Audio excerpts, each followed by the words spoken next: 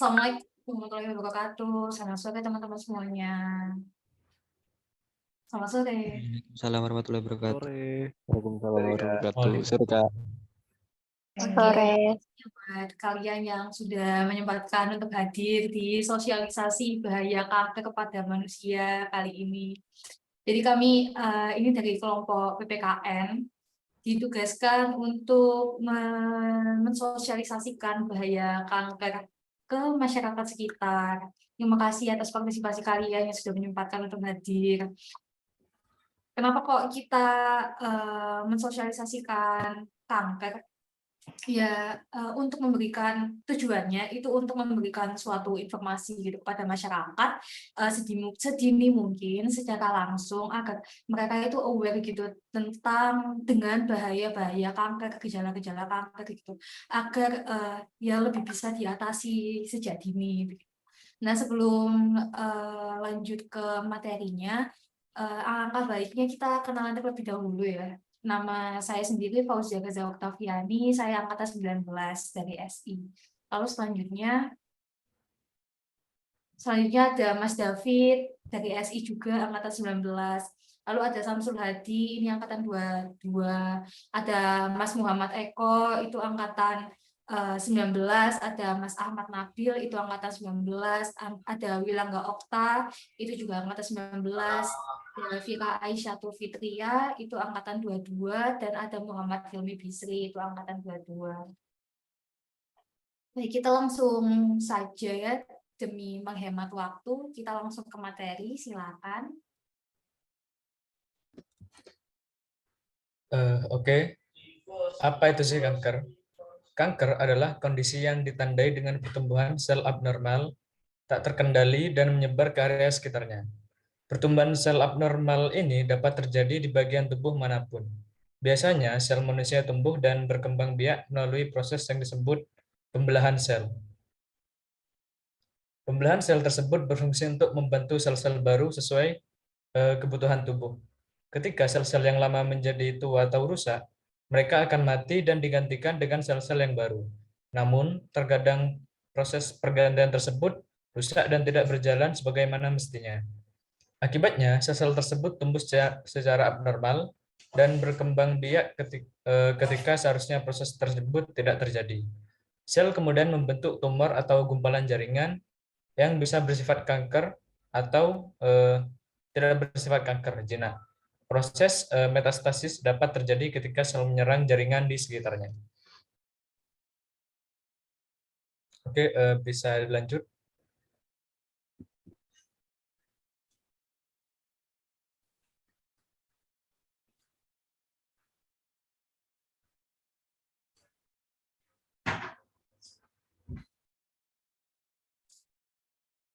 Silakan Mas Eko, dilanjutkan.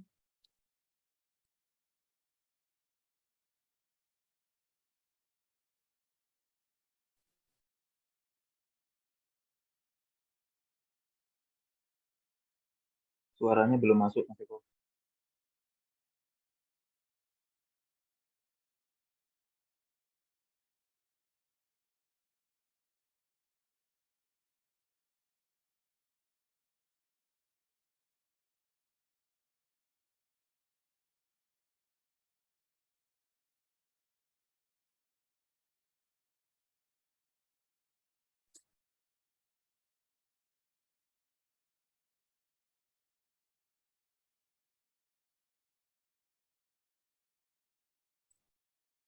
Mungkin Mas Eko-nya lagi ada kendala ya, guys ya.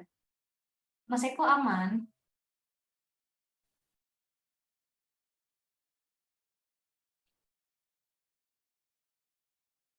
Join dulu Mas Eko mic-nya. Tes. Nah, Oke, mohon maaf tadi terdapat gangguan sedikit. Baik, untuk slide selanjutnya, ini merupakan perkiraan angka dari kasus penderita kanker di seluruh dunia di tahun 2020. Baik, ini merupakan persentase dari jumlah beberapa kanker yang tersedia. Di sini yang pertama ada breast cancer atau bisa disebut dengan kanker payudara. Di sini mendapati persentase sebesar 11,7%. dengan total 2.261.000. Kemudian untuk yang kedua ada lung cancer atau kanker paru-paru. Di sini mendapati jumlah persentase 11,4%. Kemudian ada kanker kolorektal atau kolorektum. Di sini mendapati persentase sebanyak 10%. Kemudian selanjutnya yaitu ada kanker prostat. Ini mendapati persentase yaitu 7,3%. Kemudian ada kanker perut dengan persentase 5,6%.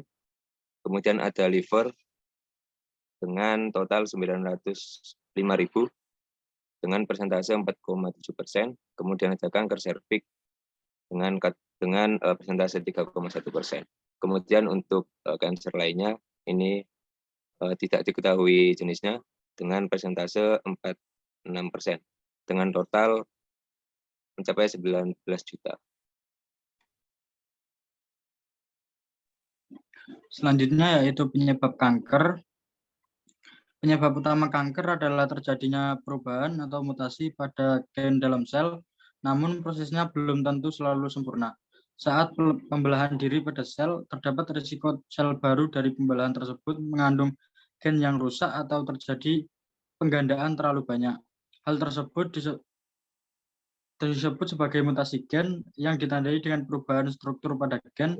Mutasi gen berpotensi menimbulkan kanker jika terjadi lebih dari 5 kali dan melibatkan gen yang berbeda.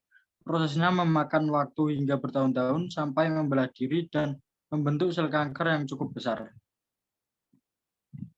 Lanjut.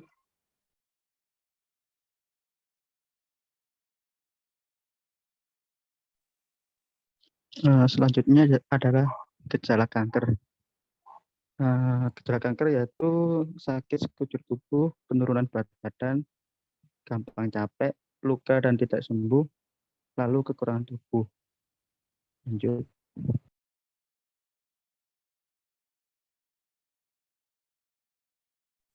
Nah, untuk selanjutnya ini ada beberapa jenis kanker yang perlu kalian ketahui. Jadi untuk jenis-jenisnya ini itu diberi nama berdasarkan lokasi awal mereka munculnya itu di mana. Ada beberapa kategori, bukan kategori, ada beberapa jenis. Ada karsinoma, ada leukemia, ada limfoma, myeloma, sama sarkoma. Kalau karsinoma itu contohnya seperti kanker yang pada lapisan lambung itu disebutnya itu karsinoma. Jadi karsinoma itu dia menyerang organ atau kelenjar yang menghasilkan dan mengeluarkan sesuatu seperti seperti payudara yang mengeluarkan susu seperti itu. Lalu ada lagi leukemia. Jadi leukemia itu jika kalian luka, sebagai contoh itu jika kalian luka itu kan memunculkan darah. Nah, darahnya itu tidak berhenti-berhenti, itu namanya leukemia. Lalu ada limfoma. Jadi limfoma ini dia itu berasal dari kelenjar getah bening atau kelenjar sistem limfa yang fungsinya itu dia menghasilkan sel darah putih. Nah, itu yang bermasalahnya. Nah, lalu selanjutnya ada mieloma. Nah, mieloma itu biasanya berkembangnya itu dalam sel plasma di sumsum tulang. Lalu yang terakhir ini ada sarkoma. Sarkoma ini itu merupakan tumor ganas yang biasanya itu tumbuh pada jaringan ikat atau penyambung seperti tulang rawan, lemak, otot, dan lain sebagainya. Seperti itu.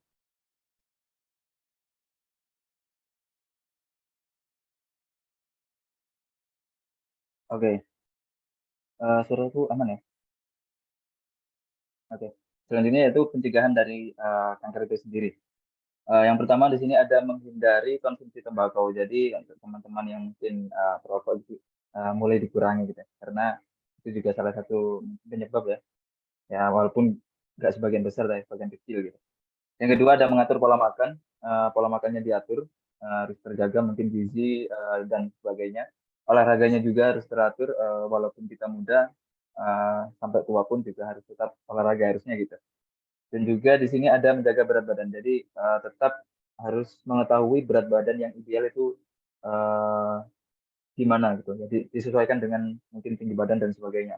dan umur juga pastinya. Dan yang selanjutnya ada mengurangi konsumsi alkohol. Untuk teman-teman yang mungkin di sini ada yang mengonsumsi alkohol, harapannya ya bukan dikurangi lagi, tapi tidak mengkonsumsi alkohol. Gitu. Untuk selanjutnya menghindari paparan radiasi yang berlebihan. Ini mungkin radiasi terhadap biasanya radiasi teknologi atau radiasi yang lain gitu ya. Dan selanjutnya ada paparan zat kimia berbahaya. Dan untuk selanjutnya mengurangi kontak yang menimbulkan penularan infeksi. Jadi mungkin kontak-kontak apa ya, mungkin berbau dalam-dalam gitu ya, entah itu pernafasan atau liur, air liur dan sebagainya. Dan selanjutnya menjaga kualitas tidur, ini itu pasti tidak disarankan untuk sering berlebihan begadang. Jadi tidurnya harus cukup dan teratur pastinya. Dan untuk selanjutnya yang terakhir adalah mengonsumsi dari vitamin B tersebut. Oke, untuk pencegahannya dari kanker seperti itu. Bisa dilanjutkan.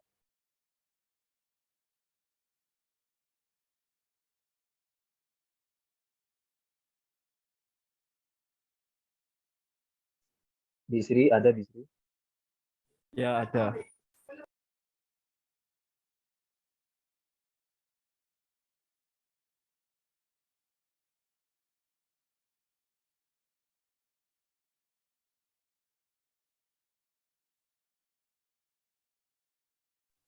Ya, dari gambar yang bisa dilihat ini, kita harus melakukan proses screening, yaitu pengecekan sejak dini terhadap masalah kanker itu.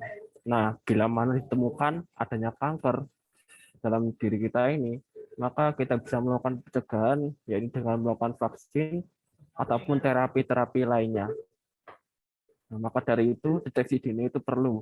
Jangan nunggu sampai itu menjadi lebih berat gitu. Jadi seperti itu.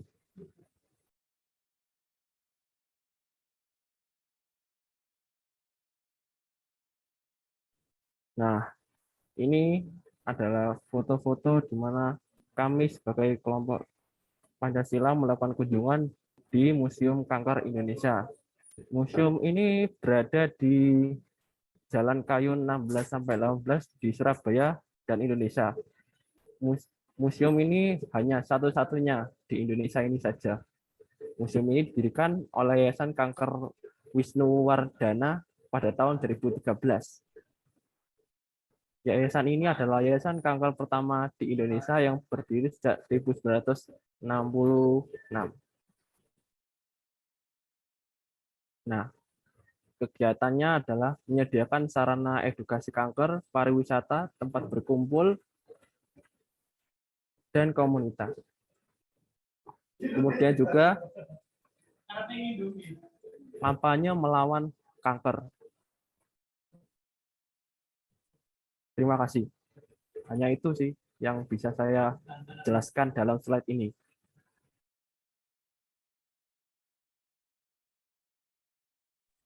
Ya, baik. Mungkin Terima kasih teman-teman atas penyampaiannya.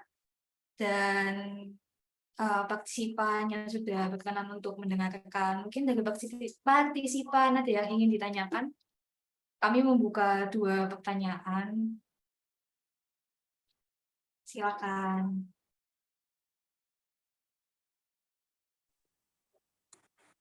Baik, perkenalkan nama saya Dika. Saya ingin bertanya terkait dengan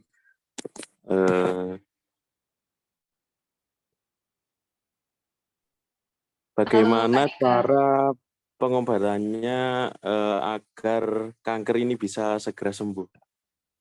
Apakah ada cara khususnya gitu? Terima kasih. Oke, Kak Dika, tadi dari mana Kak Dika? Dari Lamongan.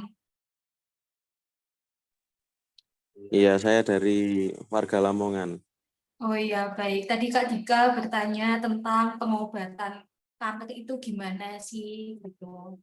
Mungkin ditampung terlebih dahulu, apa ada yang ingin ditanyakan kembali? Kami membuka 1 pertanyaan lagi.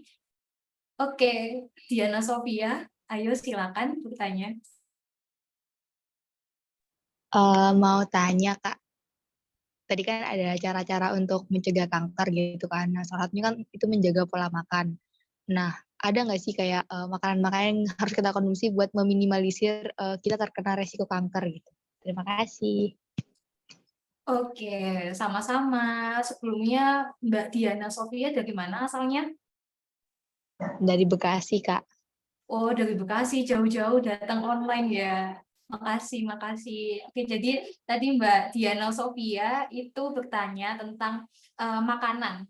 Makanan yang bisa menurunkan resiko kanker itu apa aja begitu. Mungkin dari pertanyaannya pertama yaitu pengobatannya, pengobatan kanker mungkin bisa dijawab oleh Mas David, silakan. Oke, untuk pengobatan dari kanker sendiri itu ada beberapa cara ya. Yang pertama itu kemoterapi, ada radioterapi dan juga terapi target. Jadi untuk kemo ini mungkin kayak apa ya, pencucian darah gitu ya biasanya. Dan juga ada radioterapi menggunakan sinar X, gamma atau proton dan juga terapi target. Jadi menggunakan obat-obatan atau bahan kimia lain untuk mengidentifikasi dan menyerang sel-sel kanker secara spesifik tanpa membunuh sel-sel normalnya. Seperti itu, Kak. Oke, singkat, padat, dan jelas ya. Gimana Mas Dika dari Lamongan? Apakah sudah jelas? Halo Mas Dika. Halo Mas Dika, masyarakat biasa. Mungkin bisa ditanyakan nanti, Kak. Halo Mas Dika, masyarakat biasa. Apakah sudah jelas?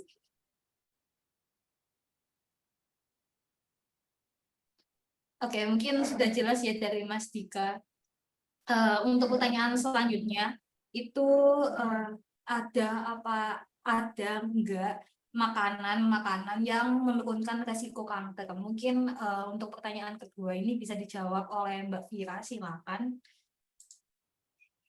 Oke, di sini untuk makanan yang bisa menurunkan resiko kanker itu yang pertama ada sayuran, terus sayur tomat dan wortel, buah kayak yang antioksidan, flaxseed, rempah-rempah dan masih banyak yang lainnya. Seperti itu. Iya, Kak. Oke, Mbak Diana Sofia dari Bekasi. Gimana Mbak? Apakah sudah puas dengan jawaban dari Mbak Vira dari Malang? Iya, terima kasih atas jawabannya, Kak. Oke, terima kasih. Mungkin cukup sekian ya sosialisasi kanker dari kami. Semoga membawa manfaat dan kalian lebih teredukasi dengan materi-materi yang telah kami sampaikan. Stay Bentar, Kak. healthy. Bentar, Oh Kak. iya, apa yang ingin Ya. ditambahkan? Tadi mungkin Kak Dika udah cukup jawabannya atau belum? Bisa dijawab, Kak. Takutnya belum terjawab. Dari saya sudah cukup jelas sih untuk jawabannya. Terima kasih ya. Oh iya, terima kasih Oke. kembali Kak Dika dari Untuk sesi, Lamongan. ya Kak, untuk sesi terakhir mungkin kita bisa foto sebentar, Kak. Seperti biasa. Boleh, boleh, boleh. Bentar, ini saya remove. Saya hitung ya, Kak. Oke, yang lain mungkin bisa on cam.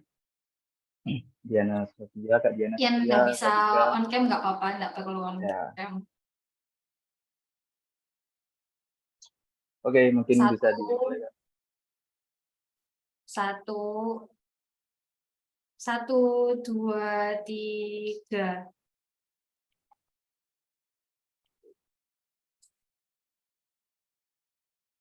Sudah? Oke, Oke, Kak. sudah. Boleh diakhiri, Baik, Kak. terima kasih buat teman-teman semua partisipan-partisipan yang sudah berkenan untuk hadir di sosialisasi kanker hari ini. Semoga bermanfaat ya.